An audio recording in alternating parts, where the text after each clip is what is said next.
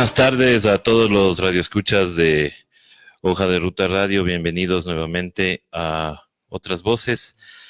Ahora estamos con el economista Pablo Dávalos, con quien vamos a conversar sobre algunos temas, especialmente los de coyuntura, ya que el tema económico es el tema del día realmente por la decisión que tomó la Asamblea el día de ayer al rechazar, el negar el proyecto de ley presentado y mal llamado Ley de Crecimiento Económico, que lo que hacía es más todo poner el descalabro económico. Pero de eso ya vamos a hablar con el economista Dávalos, a quien le damos la bienvenida. Muy buenas tardes. Hola, ¿qué tal? Cada vez me siento más en casa aquí en Ruta Crítica. Tengo que aclarar que es ya la tercera vez. Pero ya nos cambió el nombre. Perdón, Ruta Crítica son los compañeros de Ruta Crítica que son de la Hoja de Ruta. ¿No? Sí, ya me siento parte casi del equipo. Ya es la tercera vez que estoy aquí, así es que muchísimas gracias. Un saludo muy cordial a todas las personas que van a compartir con nosotros este espacio. Aunque algunos se van a enojar, ¿no? Van a ponerse bravos, dice, porque está viniendo mucho. Pero lo importante es que... tiene que ver con la coyuntura también. Claro, ¿no? Exactamente. Este tema económico hay que saberlo tratar y tratarlo desde diferentes aristas. Por eso hoy lo hemos tratado con diferentes actores y era importante tenerle aquí, economista. Muchas gracias. Hay este veto, bueno, no es veto, es negación ya del proyecto de ley, que causa sorpresa en muchos, porque el hecho de verle a un bloque creo, dividido, a una bancada social cristiana totalmente en contra, y también, digámoslo así, hay por ahí independientes que se decían defensores de esta ley, pero al final terminan negándola. ¿Cómo entender esto? ¿O realmente nos vamos al buen pensamiento de que se dieron cuenta de que esto era un mamotreto de proyecto de ley? Bueno, primero que todo hay que indicar a las personas que están con nosotros en este momento que este proyecto de ley fue enviado apenas a 4 días de haber terminado uno de los episodios más importantes en la historia política del país, que es la rebelión de octubre. El 14 de octubre se negoció con el gobierno, el lunes 14, y el viernes 18 el gobierno envió este proyecto de ley económico urgente. Es un proyecto que tenía 404 artículos, reformaba más de 20 cuerpos legales y establecía algunos aspectos que incluso lindaban con verdaderas aberraciones jurídicas. Por ejemplo, este cuerpo legal enviado por el gobierno desconocía el Estatuto de Autonomía de la Seguridad Social o de los GATS. Les imponía a los GATS reglas fiscales de gasto y hacía que el presupuesto de los GATS, el presupuesto del Seguro Social, se adscriban al presupuesto general del Estado, quien iba a definir incluso su estrategia de gasto, ¿no?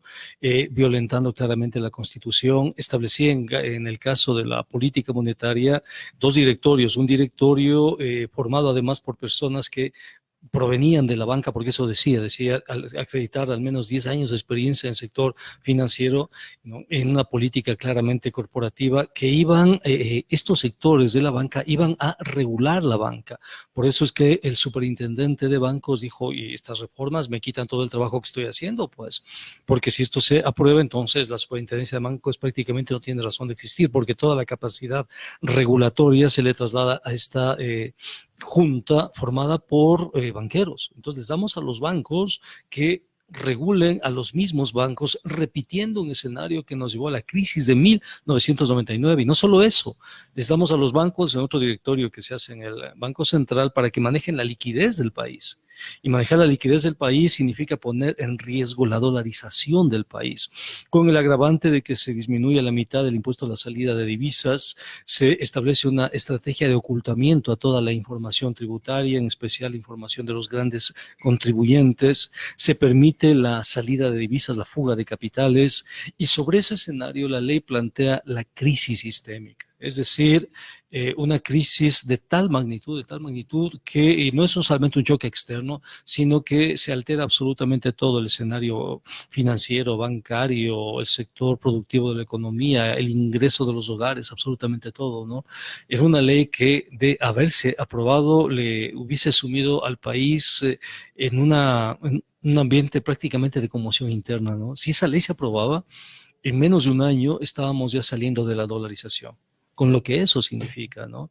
Entonces creo yo que primó la sensatez de algunos bloques económicos que consideraron que el gobierno realmente esta vez excedió. Esta vez, al no tener capital político, al no tener ninguna posibilidad incluso de negociar, estableció verdaderas aberraciones, ¿no? Yo te contaba eso del caso de la seguridad social, y hay una propuesta dentro de esta ley que decía que el IES estaba obligado a presentar el balance no petrolero. El IES, o sea, ¿qué tiene que ver el IES con el sector petrolero? Es decir, Claro. le indicaban al IES, le cuadriculaban, le ponían dentro de coordenadas al IES que son las mismas del Estado, ¿no? Y eso es violentar el Estatuto de Autonomía, etcétera. Esta ley, entonces, se convertía en un peligro para la sociedad ecuatoriana. En mi caso personal, por pedido de algunos bloques, hice un estudio técnico que sirvió de base para los diferentes informes que se hicieron en la Comisión de Régimen Económico, ¿no? Entonces conocía bien la ley, había hablado con algunos asambleístas, formé parte del equipo técnico que trabajó al interior de la asamblea para tratar de equilibrar, si tú quieres, lo que envió el gobierno con argumentos que sirviesen de contrapeso frente a la propuesta gubernamental. Finalmente se logró lo que parecía imposible, que es negar y, en definitiva, archivar esta propuesta de ley del gobierno.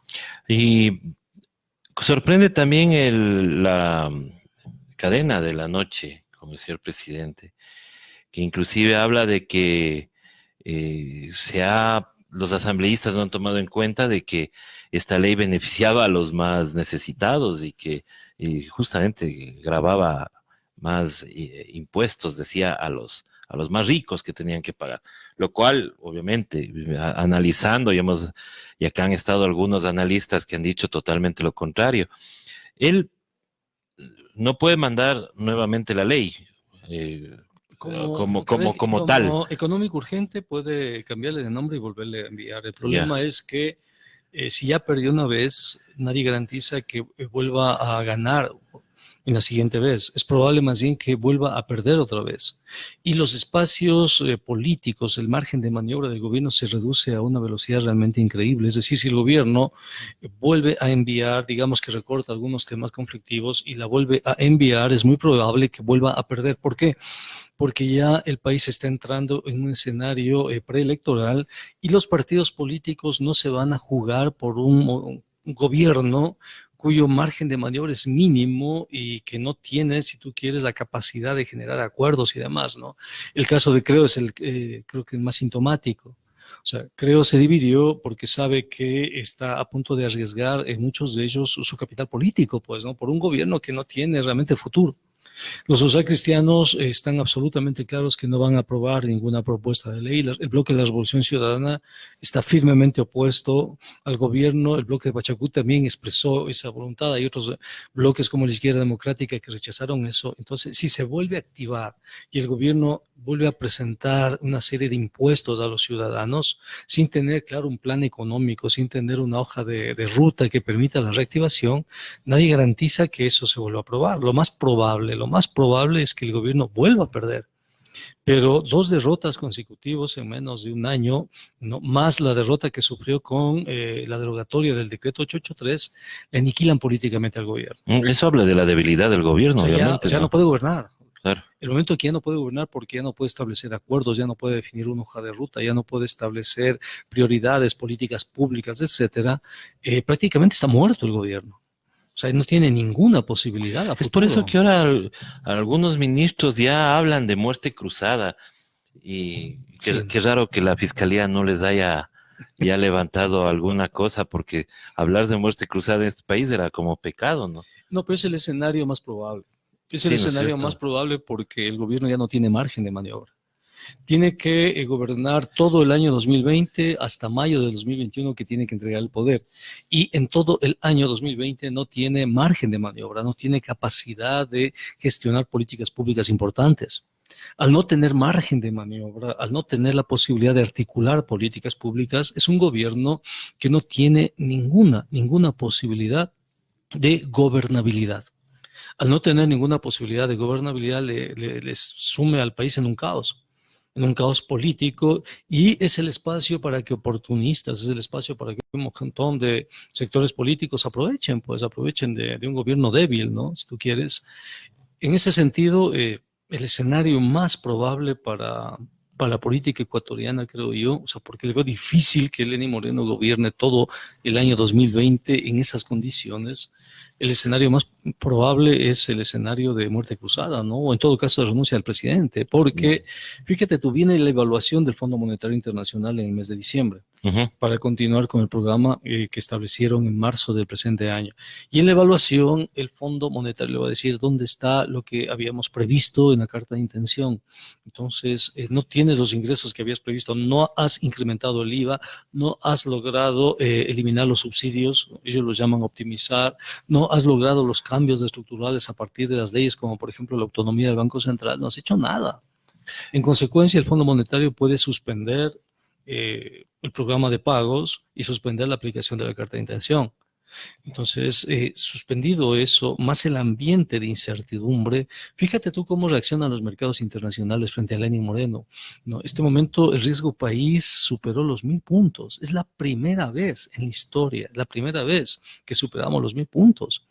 Estamos configurando un escenario parecido al de 1999. Claro. Entonces, muchos sectores económicos y demás consideran que en esta coyuntura, en este contexto, el margen de maniobra se limita de una manera tan drástica que es necesario un recambio. Pues mi criterio, mi análisis, mi hipótesis es que ese recambio se puede venir en los próximos meses. Claro, o sea, teniendo un gobierno totalmente debilitado, obviamente lo saludable en democracia sería un recambio constitucional, y en este caso sería adelantar las elecciones, Sí. que obviamente va a tener para nosotros pues un escenario totalmente diferente, porque esperábamos un año, casi 2 años que faltan, ¿no? Pero ahora, ¿crees tú que tengan la audacia de presentar un nuevo proyecto de ley económica urgente solamente basado en temas tributarios como para tratar de sacar alguito de lo que no pudieron? No sé si es audacia o torpeza. Es que eso no sé, o sea, pero lo anunciado por el presidente ayer, que para los que sabemos de comunicación estaba un presidente totalmente, o sea, yo le vi la totalmente lectura descompuesto. Yo le vi descompuesto, desesperado, sí. y otra de las cosas que le vi es una persona que realmente tiene una presión excesiva. Tanto así que ni siquiera se dio cuenta de que su bloque no votó unido, pues. Claro, Pero les pero felicita. Les dice que agradece por la unión, pero no se da cuenta de que solo muchos tuvo de ellos... 32 votos nada más. Claro, y aparte Claro. hubo algunas abstenciones del grupo de él, ¿no? Del grupo de él. Entonces se le ve totalmente descompuesto. Yo creo que esa presión que tú dices del FMI le puede estar afectando mucho como gobierno. Lo que pasa es que no puede entrar a la evaluación del Fondo Monetario sin ninguna de las tareas a las cuales se comprometió. Entonces tiene por una parte que cumplir con el Fondo Monetario y enviar otra vez las propuestas. De otra parte, sabe que no tiene capital político, tiene una proforma presupuestaria que tiene que calificarse y aprobarse hasta fines de mes.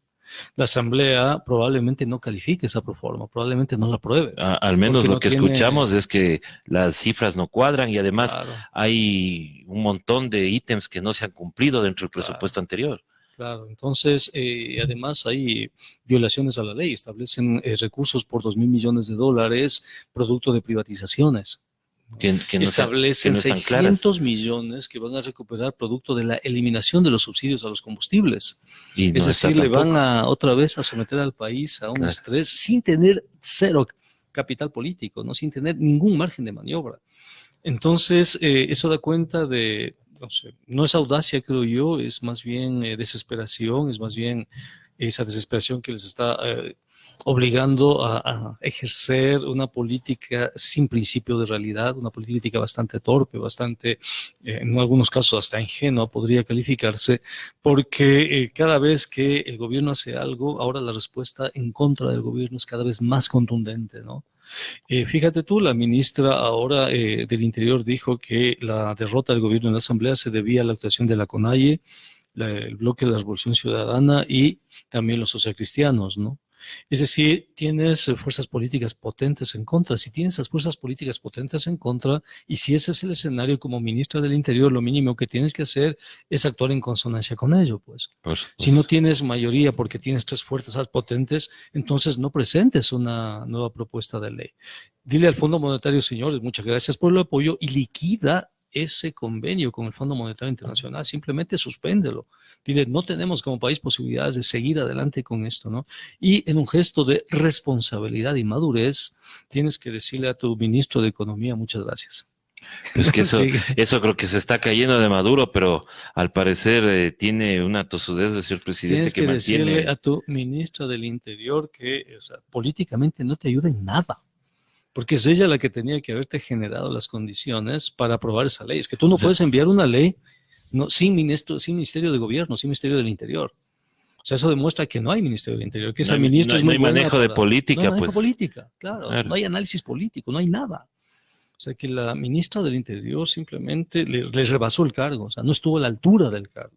O sea, su capacidad profesional no estuvo de acuerdo a las circunstancias que el país lo requería. Entonces, el presidente envió una propuesta de ley sin que el Ministerio del Interior genere las condiciones de posibilidad para que eso actúe. Porque al final fue evidente que lo que quería el gobierno era bloquearle la Asamblea para que eso entre por el Ministerio de la Ley. La estrategia era esa, se vio claramente, que era una estrategia del bloque de AP, el hecho de alargar el tema y al último decir que no se pudo debatir y terminar por el Ministerio de la Ley, lo cual no se le dio porque no vieron o no calcularon la reacción del Partido Social Cristiano en este caso. Y también, como yo dije en la entrevista anterior, el bombardeo que se hizo desde las redes sociales con analistas que estaban analizando la ley, que eso también no tuvieron en cuenta. Tomando algo medio ingenuo, diría yo, ¿no sería también estratégico del gobierno para mantenerse, digo yo, o para ponerles miedo a los asambleístas, el hablar de muerte cruzada, como para que el próximo proyecto de ley que venga, más del miedo, si llama a muerte cruzada, vos también te vas? Entonces, el problema son las maquinarias políticas, porque ¿qué tienes tú? Tú tienes que, si el gobierno envía una nueva propuesta en la cual existen nuevos impuestos, si los socialcristianos ya negaron una propuesta que implicaba nuevos impuestos, ¿por qué esta vez van a apoyar? Y entonces el costo político que lo está asumiendo y lo está carcomiendo, dinamitando por dentro es de este partido, creo. Creo se va a poner a pensar y dice, no, o sea, si yo tengo y comparto el mismo espacio con socialcristianos, que es la derecha, y es un espacio tan debilitado, y si sigo apoyándole al gobierno, explícito, implícitamente, quien va a pagar la factura política ya no es Lenín Moreno, porque Lenín Moreno prácticamente es un cadáver político. Quien va a pagar la factura política de la nueva ley tampoco son los socialcristianos, que están en pleno proceso, si tú quieres, de recomposición y buscando una línea argumental para el próximo año, ¿no? Quien paga la factura política de eso básicamente es Creo. Entonces, la pregunta es, ¿Creo está dispuesto a aniquilarse para salvarle a Lenín Moreno y salvar sus negocios? Yo creo que no, a este paso. Entonces va a ser muy difícil. Ya le pasó a Nebot. O sea, Nebot le acogió a Lenín Moreno en pleno contexto de la rebelión de octubre. Nebot permitió que se cambie el gobierno a Guayaquil. Nebot, cuando Lenín Moreno llegó a Guayaquil, estuvo presto ahí para defenderle, protegerle. Organizó una marcha de apoyo al gobierno y todas esas acciones políticamente le liquidaron a Nebot. O sea, es muy difícil para Nebot el escenario electoral del próximo año, muy complejo, realmente es muy complejo, habida cuenta que no supo leer bien la coyuntura, no supo moverse bien.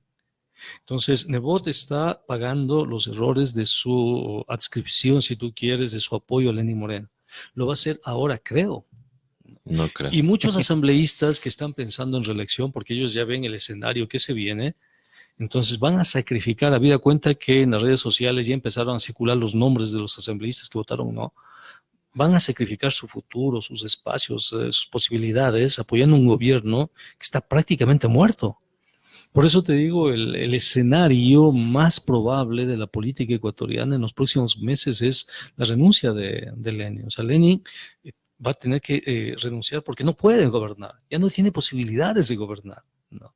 O su defecto, gobernar por decreto 6 meses, muerte cruzada, y en esos 6 meses aprovechar los decretos ley para imponer el ajuste.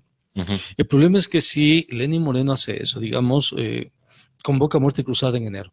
Tenemos de enero a junio, estamos en elecciones, y aprovecha ese periodo y la Constitución le da para emitir decretos ley, y vía decretos ley empieza a imponer lo que no pudo ganar. ¿Qué es lo que va a suceder? Va a suceder que en ese proceso electoral va a ser un proceso de movilización social. Y tienes tú dos dinámicas que convergen: el rechazo al paquetazo neoliberal y al Fondo Monetario, y las elecciones corriendo al mismo tiempo. Políticamente eso le anula a la derecha. Y las próximas elecciones son prácticamente ganadas por las personas que representen una alternativa al Fondo Monetario, no hay una crítica radical al Fondo Monetario. Entonces el escenario es muy interesante. Sí, la verdad que se pone bastante interesante, pero no quisiera estar en Carondelet yo en estos días, qué bestia, porque es... no hay cómo entrar. Bueno, aparte que no hay cómo entrar, porque eso también psicológicamente demuestra el miedo que se tiene. Oh, no, pues claro. Demuestra esa sensación de refugiarse, recluirse sobre sí mismo. Ningún presidente lo hizo. Ningún presidente se ha apertrechado tanto en Carondelet como para hacer miedo. Tiene miedo, o sea, tiene miedo. Entonces, ¿qué tienes ahí? Tienes un gobierno con miedo, un gobierno sin política. O sea, el ministerio de la política no existe. De hecho, había un ministerio de la política y producto de, no sé, de la torpeza, me imagino, suprimieron el ministerio de la política, solamente lo dejaron como ministerio del interior y convirtieron ese ministerio en una subsecretaría. Uh-huh. Pero las sociedades del siglo XXI necesitan instituciones que manejen la política, pues, que manejen lo que son las redes sociales, que manejen la percepción de los ciudadanos, ¿no? El día a día, un ministerio de la política. Ahora el gobierno se da cuenta que cometió errores fuertes. Eso mismo de eliminar las empleadas, por ejemplo, para tener una planificación. Porque la planifica Ecuador ahora. No es cualquier cosa. Sí, no asoma para nada, ¿no? ¿Qué también hará la secretaria técnica? Entonces, es un gobierno que no tiene capacidad de leer la política. Qué sé yo, si escuchara esta radio tendría más elementos de juicio que si le escucha a su ministra del Interior. Pero por supuesto, ¿no? Pues acá, ya digo, han pasado analistas de toda índole y claro, ahí están los argumentos para que pueda. Y tiene un ministro de finanzas que no convence a nadie. No, ni el mismo. No convence a nadie. Y que cuando tuvo que debatir con un líder indígena, todo el país le dio todos los créditos al líder indígena, no al ministro. Claro. O sea, el ejemplo de los tractores se convirtió en una especie de heurística nacional, donde se le dijo, mira, así se hace economía. Y así se explica al pueblo. Y así se explica al pueblo. Entonces no tienes ministro de Economía, no tienes Ministerio de Política, el Ministerio del Interior es débil, absolutamente débil. No tienes un programa económico, político a mediano y largo plazo. No tienes nada. Tienes un ministerio. O sea, ¿qué le vas a vender al país en estos meses? Tienes un ministerio de gobierno que termina aceptando que cometió un error craso como ocupar bombas lacrimógenas caducadas, que ya técnicamente se ha determinado que eso es veneno. Eso es causal incluso de una acusación de guerra química, ¿no? Uh-huh. No sé cómo serán esos procesos, pienso que hay abogados que están muy al tanto, pero eso demuestra que no saben cómo moverse, eso demuestra que no hay política. O sea, no tienen un ministerio de política, no tienen una estrategia política, ¿no? Lo que dijo el presidente me pareció patético, fue cuando la Asamblea lo rechazó, dijo que iba a enviar una nueva propuesta, pero o sea, realmente es patético porque no tiene absolutamente nada como para garantizar que se vuelva a aprobar. Lo que dice el vicepresidente también es patético cuando dice, bueno, que los políticos que no sirven, entonces que se vayan, dice, ¿no? El vicepresidente. El que ganó con 73 votos. Claro, y que da cuenta que esas palabras se pueden convertir en un boomerang en contra de ellos, ¿no? Y en ese sentido, ¿qué escenario tenemos? Tenemos un escenario donde las fuerzas progresistas tienen que sentarse a conversar. Las fuerzas progresistas tienen que armar una estrategia de país, un plan de país, un proyecto de país. Y las fuerzas progresistas tienen que dejar a un lado todos los conflictos que hayan habido y sentarse a trabajar programáticamente, pienso yo, en función del futuro, en función del país. La situación está muy delicada, hay muchísimo desempleo, muchísimo subempleo, está creciendo la pobreza, no hay posibilidades de inversión, no. Hay muchos profesionales que no tienen posibilidad con sus títulos incluso de encontrar trabajo. Necesitamos una política de empleo. Necesitamos que esta estrategia se sustente en una renovación de cuadros, renovación de ideas, renovación de proyectos políticos y construir una gran alianza, una gran confluencia, una gran convergencia, creo yo. Si logramos ir construyendo, pero sobre todo desde abajo, o sea, no desde arriba, que la confluencia, las líneas programáticas no sean el ejercicio de 4 iluminados o 5 gentes que le dicen, mira, nos hemos reunido tú y yo, hemos hecho esta alianza, ahora votar por nosotros, ¿no? Sino que sea un proceso que nazca desde abajo, que nazca desde las bases, ¿no? Pero solamente reunirse el progresismo, la izquierda, porque que se han dado los medios de comunicación, por ahí salió de que la CONAI está conversando con los socialcristianos. Mira, yo pienso que cuando tú tienes que enfrentar una ley como la ley de crecimiento económico y tienes que derrotar esa ley, además la asamblea es el parlamento, es el sitio de hablar, de hablar. O sea, tú tienes que hablar con todos. Yo no sé si la CONAIE habrá hablado, no tengo idea. Lo que sí sé es que se ganó con votos de muchos sectores, ¿no? Esta propuesta. Se ganó con votos de la izquierda democrática, se ganó con votos de Pachacuti, se ganó con votos de la Revolución Ciudadana, se ganó con votos socialcristianos.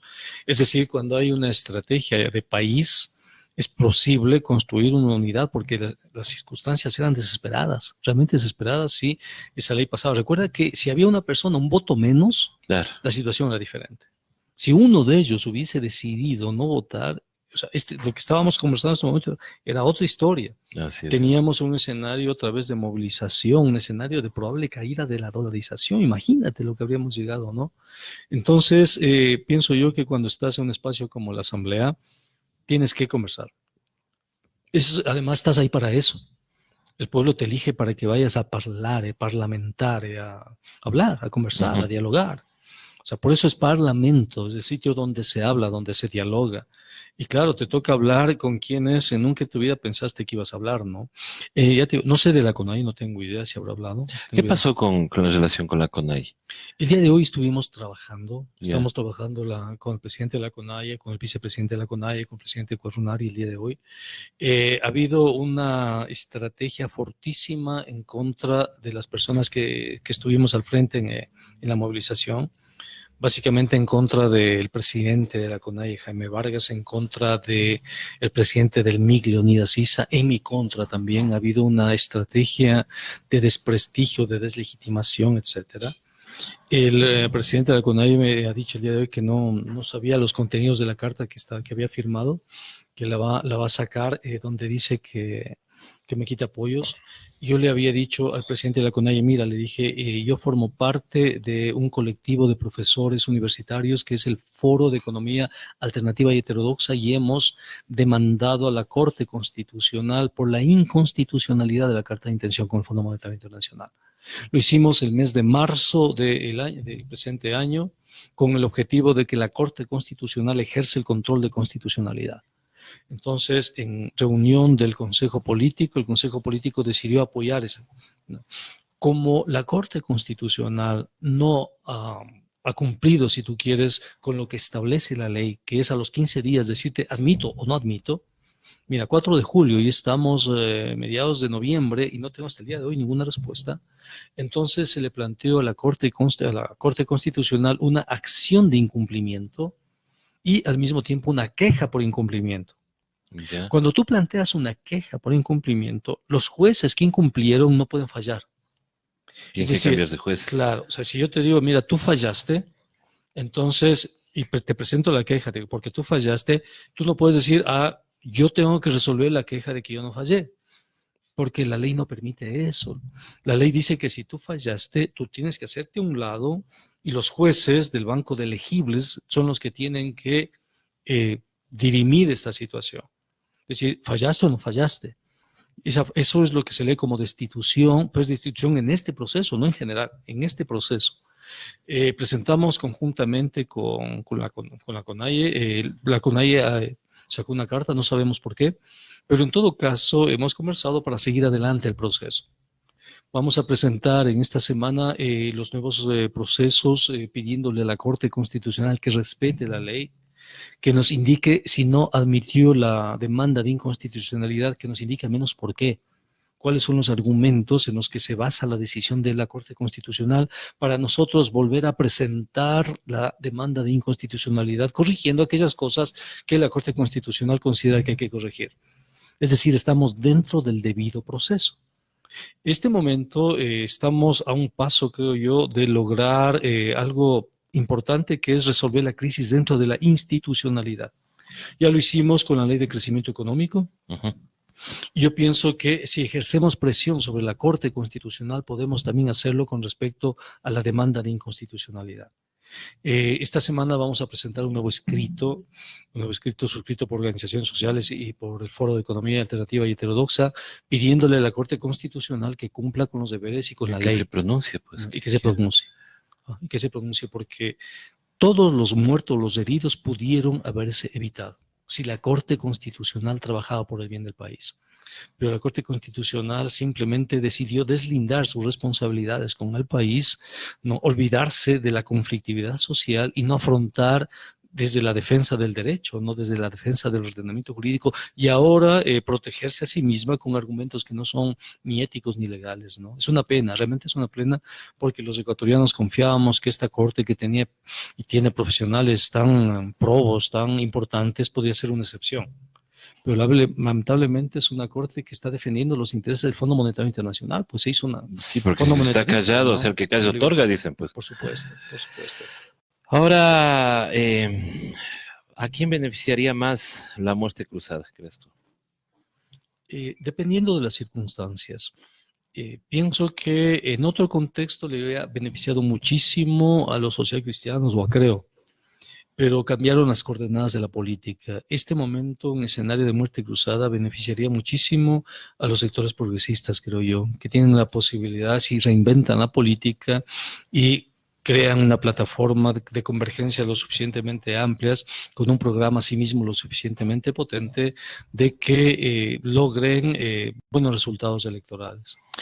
Por los resultados electorales, ¿crees tú que la CONAIE podría conversar con alguien de derecha, socialcristianos, creo? Si la CONAIE es gobierno, tiene que conversar con todos. No, digo para poder ser gobierno. Una alianza, por ejemplo, Vargas-Nebot. Eso es imposible. ¿Imposible? Eso es imposible. Eso creo yo es imposible. Sería imposible. Sería negar todo el proceso de tanto de la oligarquía cuanto de no creo que le hayan perdonado tampoco a Nebot todavía sus palabras, ¿no? Sí. No, eso es imposible. Por eso mismo en la política hay tendencias. En la política hay ideología, en la política hay descripciones. Pues últimamente andan diciendo que ya las ideologías no existen, que izquierda y derecha, que ni siquiera para poner la direccional es servible. Mira, la ideología más potente que tenemos en este momento es el neoliberalismo, ¿no?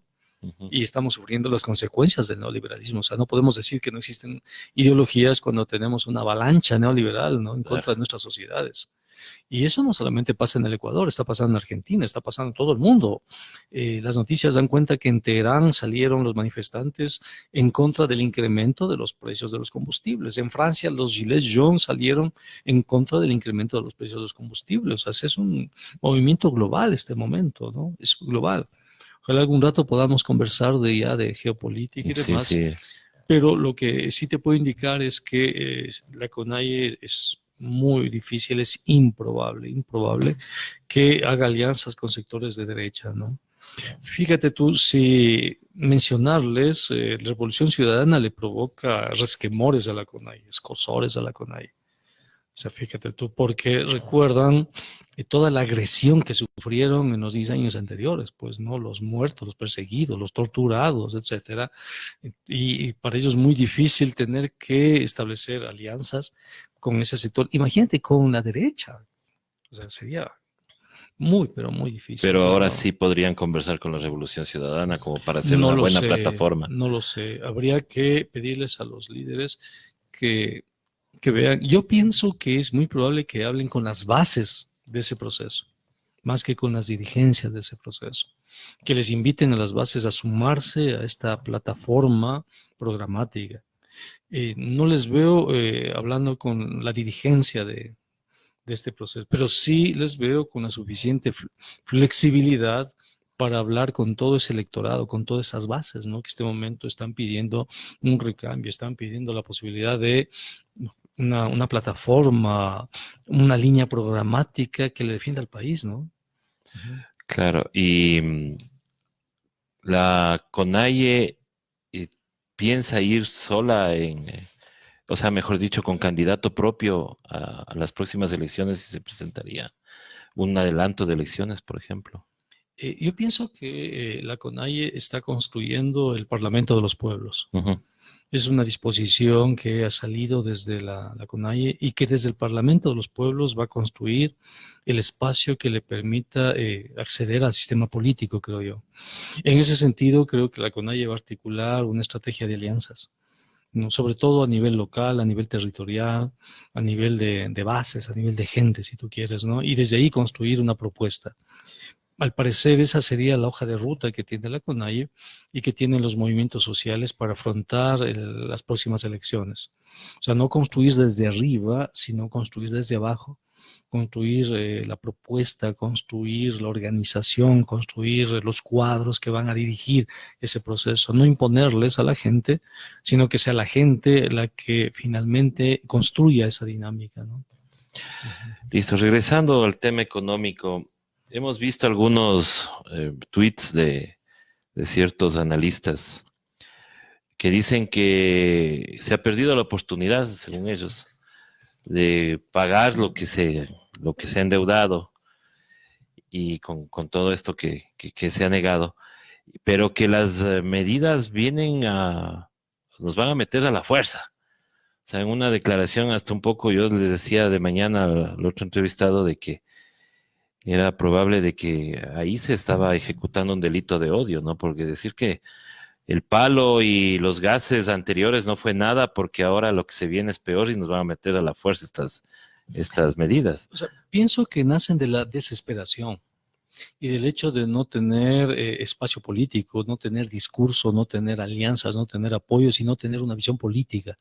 O sea, no hay ministerio de política. Al no tener ministerio de política no sabes qué decir y no Pero sabes se cómo supone que proceder. son analistas que están fuera del gobierno. Pero fíjate tú, el observatorio por te pongo un ejemplo, el observatorio de la política fiscal Ujú. está fuera del gobierno, pero es el que da los insumos, si tú quieres, para toda la política neoliberal, pues. Porque el neoliberalismo no es solamente una propuesta de gobierno, es una propuesta de poder, donde están las élites, están los grandes grupos de poder.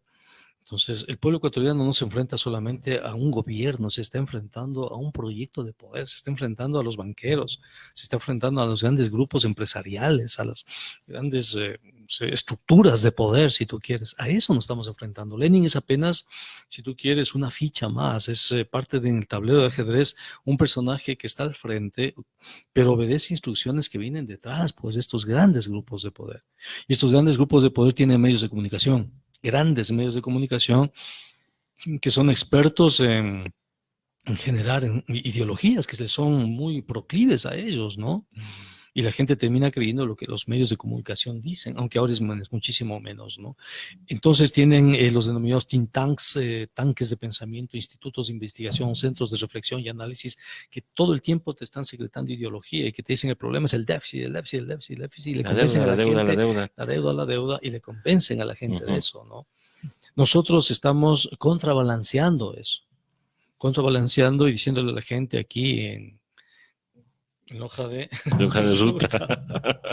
contrabalanceando diciendo que no es así, Claro. que el país tiene problemas más fundamentales que el déficit, tenemos problemas que tienen que ver con el desempleo, con la falta de inversión, con la falta de articulación entre universidades y producción, etcétera, que los problemas son mucho más complejos, ¿no?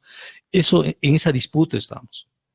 Entonces, cuando viene un analista y te plantea una situación de que va a haber una crisis y que ahora van a imponer a sangre y fuego, me parece una exageración, un exabrupto que nace desde la desesperación de estos sectores de poder que no tienen el poder, que han perdido esa capacidad Y estamos hegemónica. viendo esa desesperación no solo en el Ecuador, sino a nivel latinoamericano. Lo de Bolivia es terrible. Terrible. O sea, llegar a esos extremos. Quemar libros, matar gente, ir con la Biblia y manipular el noble sentimiento religioso de la gente. Es una aberración.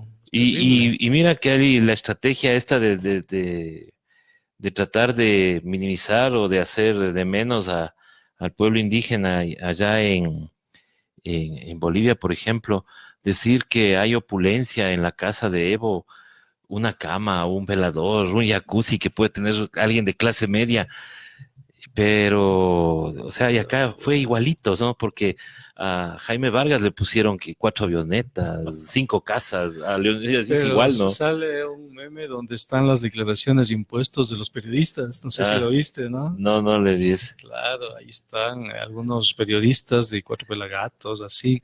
Declaración de impuestos a la renta últimos años, 0. Claro. Entonces, claro, un comunero indígena no llega a los $10,000 anuales, no llega a la mitad. Claro. Pero un periodista de Cuatro Pelagatos y demás sí llega pues a los Claro, $10,000 pues, anuales. Oye. entonces, si pagan eso de impuestos y es 0, obviamente que les va a parecer opulencia una camita de 2 plazas. ¿No? No, es terrible. Es terrible, esa campaña es terrible porque, o sea, tratan de poner, ayer nomás veía una foto de un hermano indígena con un teléfono y alguien ponía ahí, ¿cómo es posible que no tengan para el tractor y tengan para un iPhone de 1400? Y yo me di el trabajo de abrirle la foto para ver dónde le ve el iPhone.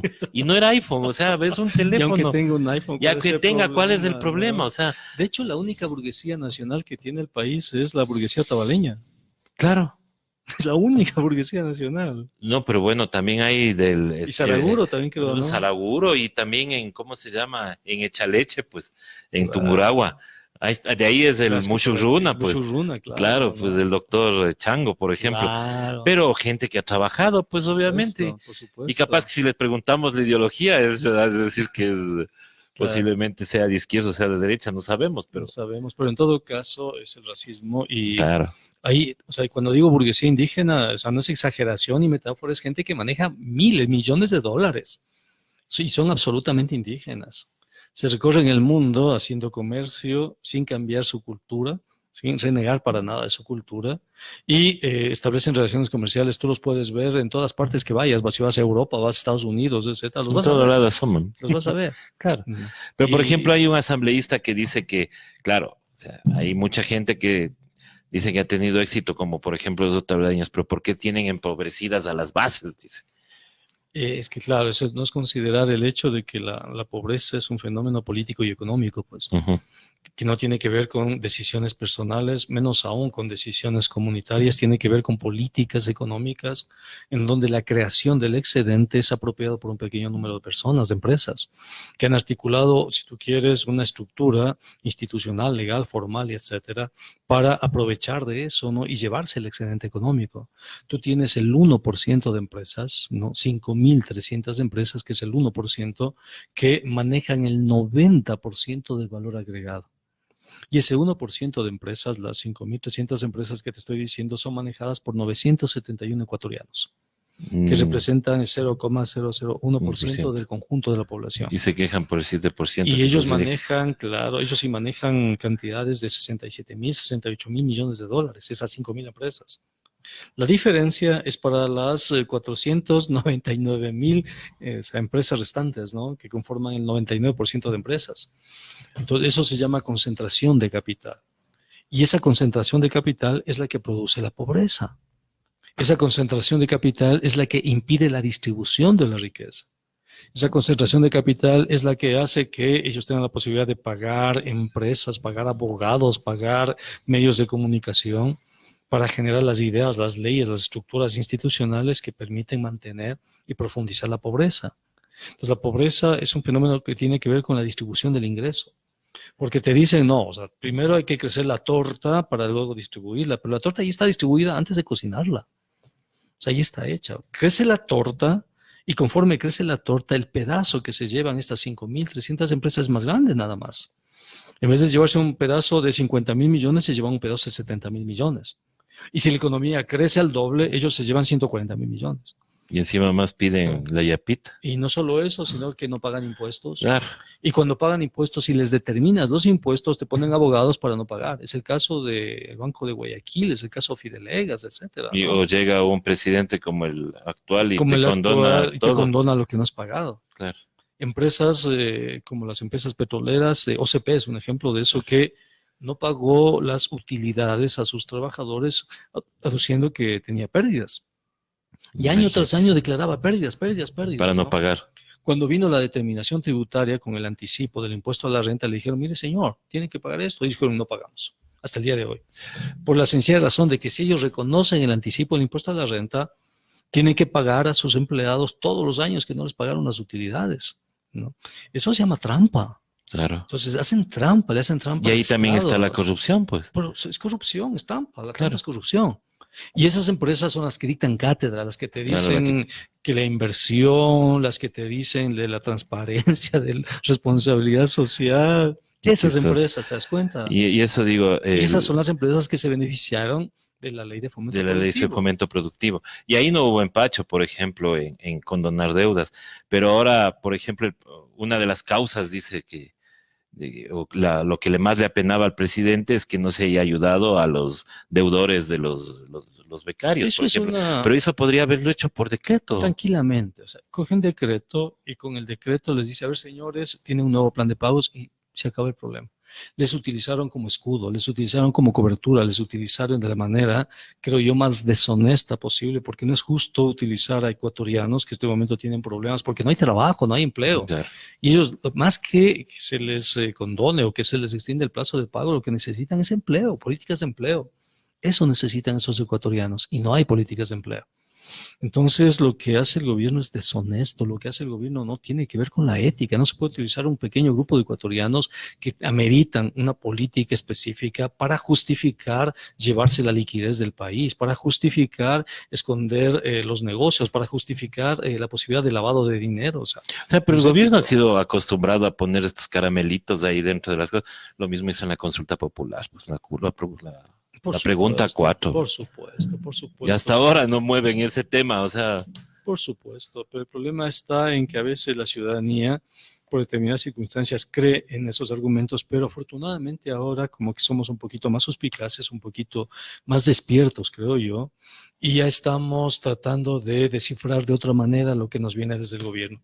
El gobierno nos dice que llueve, inmediatamente nosotros nos ponemos a pensar qué está detrás de eso, Claro. qué quiere hacer. ¿Por qué nos dice eso? O que está detrás de, ahora sí, el juicio Exactamente. político contra María Paula Romo, ¿no? Claro, o sea, ya piensas con suspicacia, ya las circunstancias te obligan a no ser tan ingenuo, tan naif, ¿no?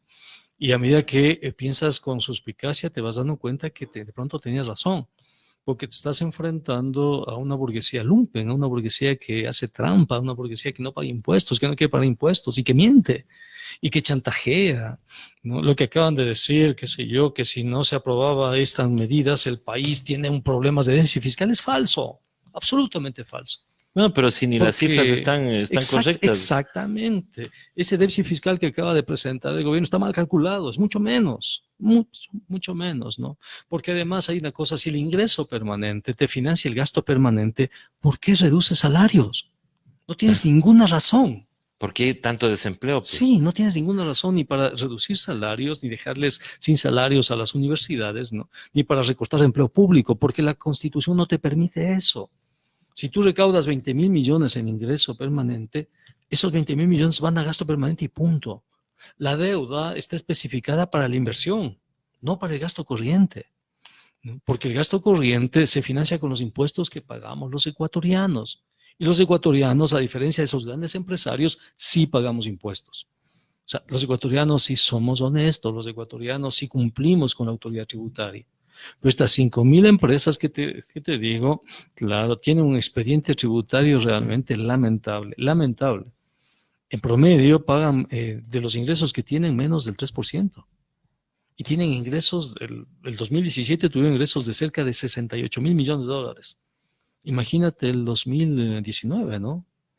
Tranquilamente los 70,000 millones. De esos 70,000 millones, el 2% apenas es su responsabilidad tributaria. Qué terrible. Nos quedamos con eso, estimado Pablo. Muchísimas gracias, gracias a ti, por haber venido a explicarnos un poco más sobre este tema. Quisiéramos ver la posibilidad de que tenerte la próxima semana también, si es que hay la posibilidad. Y conversar igual. Ahora vamos viendo más temas porque hay mucho que comentar. Perfecto. Y para que la gente justo tenga. Se ha quedado algunas preguntas, mil disculpas a los amigos que nos preguntan. Algunas de esas preguntas ya le hicimos la vez anterior a Pablo, justamente por por temas de tiempo y por no repetir el tema, porque ya está aclarado. Porque me preguntan sobre la señora Tibán que qué hace al lado del señor Vargas. Eso es una cosa que yo también me pregunté. Créanme, yo también me pregunté eso, a todos los que están con nosotros. Pero creo que la dirigencia de la CONAI ya aclaró Ya esa aclaró el circunstancia, tema, ¿no? También. y decirles que ya que no va a volver a aparecer otra vez más. A lo menos ¿no? van a tratar de que se sienten todos al lado Sí, y para que ya no venga a sentarse al lado. Sí. Así que queremos agradecerte, Pablo, por haber estado por acá. Ya te llevas la tacita. Ya es el lema de los que vienen la segunda vez, ya se llevan la taza.